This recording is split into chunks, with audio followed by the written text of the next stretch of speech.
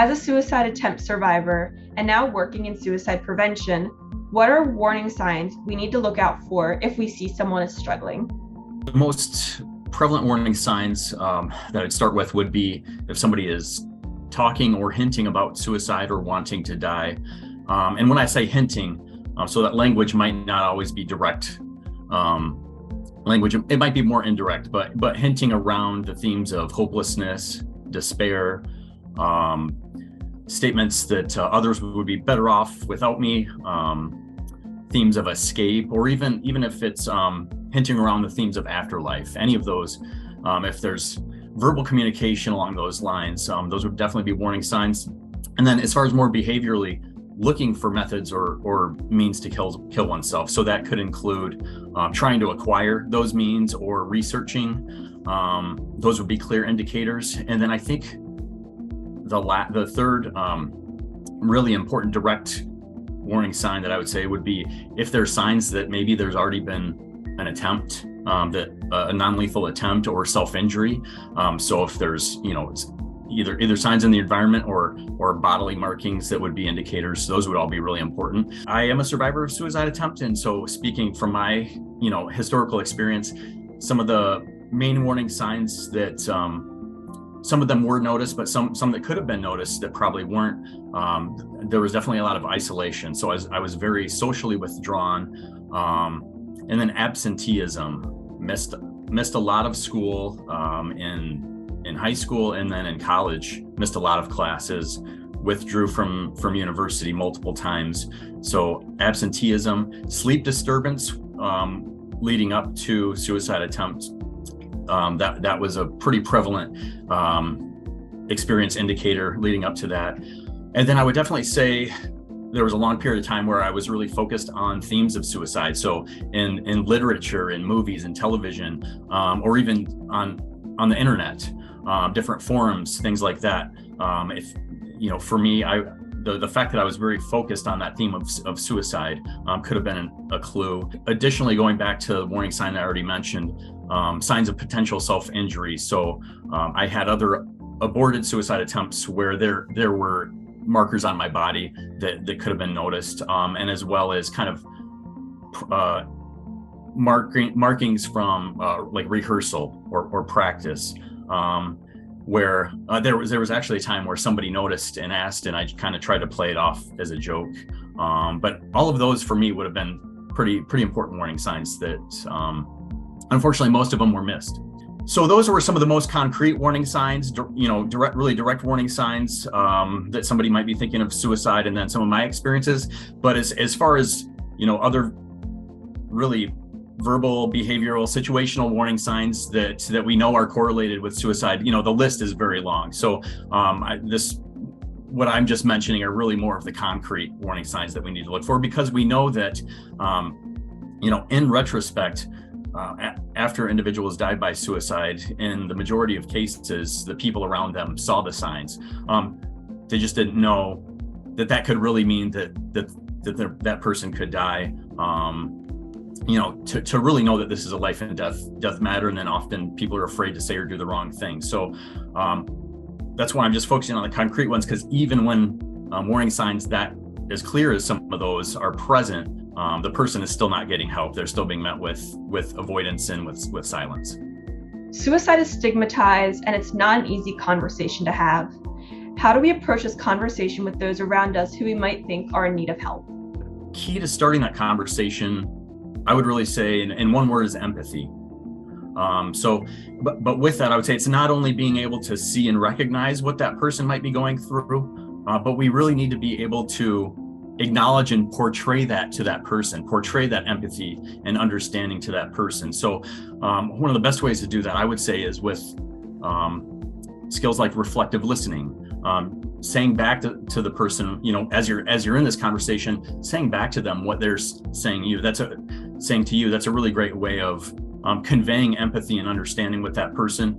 And then I also think really normalizing the conversation. So for anyone trying to start that conversation with a person they care about, they're worried about, if you have ever struggled with suicidal thoughts in the past, normalize talking about it. So talking about your experiences, talking about what got you through and what was helpful.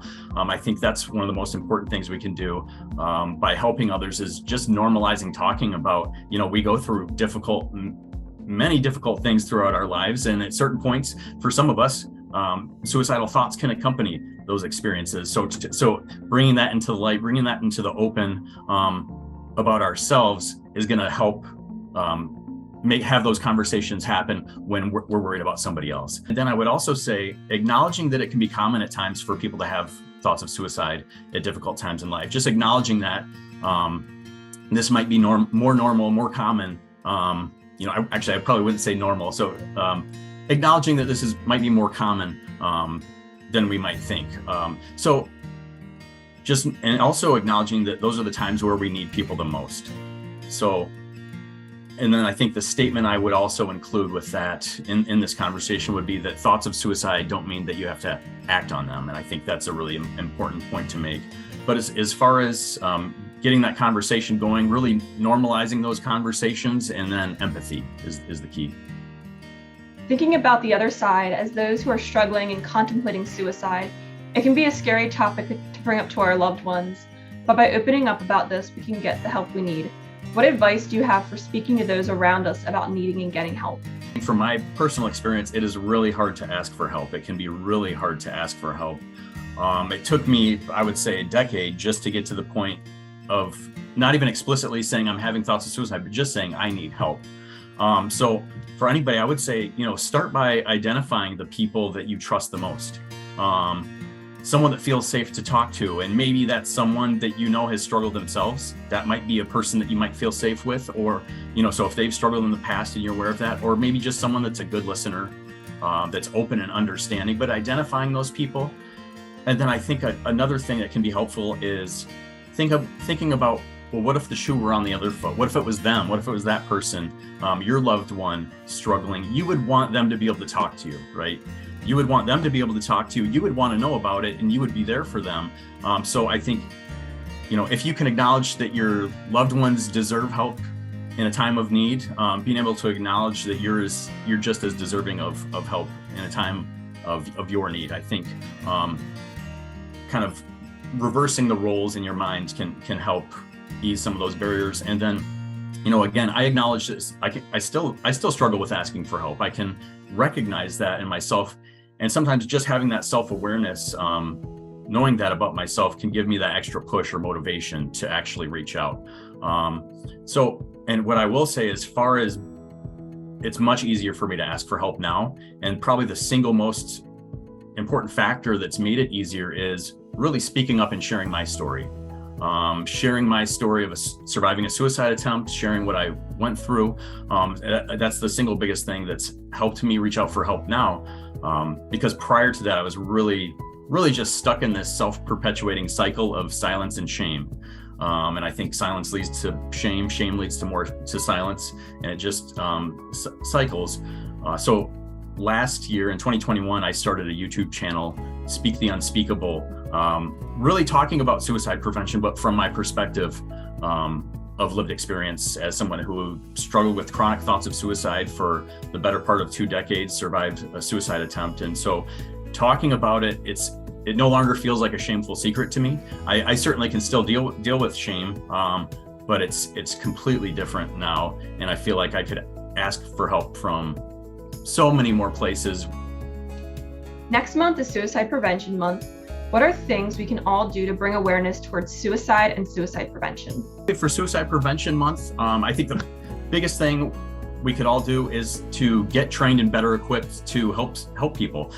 So being equipped to recognize the warning signs and then actually feel confident and competent and reaching out and helping that person. So I'm a QPR instructor and master trainer, so QPR stands for Question, Persuade, Refer. It's gatekeeper training, how to recognize the warning signs and how to help somebody. But there are a variety of other great suicide prevention trainings. But I think if everybody could get those trainings, because if we think about it, thinking about somebody facing a cardiac crisis, if you've never had CPR, are you going to know what to do? We need to be trained, right? We need to increase our knowledge and capability. So that's the number one thing. And then even just going back to Suicide Prevention Month and the themes of awareness, for me, the word awareness is almost a double-edged sword or a double-edged word in certain ways, because I think all too often awareness and suicide prevention, we too often focus on what I would call narratives of death, narratives of despair.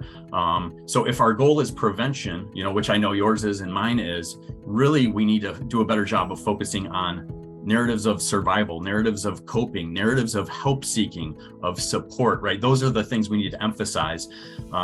So for me, that also starts with the philosophical perspective that suicide is preventable. So I think if we want to get, if we really want to help people, we need to have the perspective that suicide is preventable, period. The perspective that no person on this earth is destined to die by suicide. Having the perspective that suicide is preventable, that there is hope for anybody still with us. And just as far as Suicide Prevention Month and messaging, really important resource. Anybody involved in messaging around suicide prevention, I think really should go to suicidepreventionmessaging.org for the National Action Alliance for Suicide Prevention. Their framework for successful messaging really focuses on 4 areas, but strategy, safety, positive narrative, and then guidelines. So think about like guidelines on safe reporting. All those things are really important. So if we can all get trained, better educated, and then those of us doing messaging about suicide prevention, making sure that we're following, a framework that's going to be helpful rather than giving out messages that could potentially be harmful, that could potentially reduce chances of people seeking help and might actually increase risk for some people. So I think, we have to be smart about our messaging, especially in times like Suicide Prevention Month, where more people are paying attention.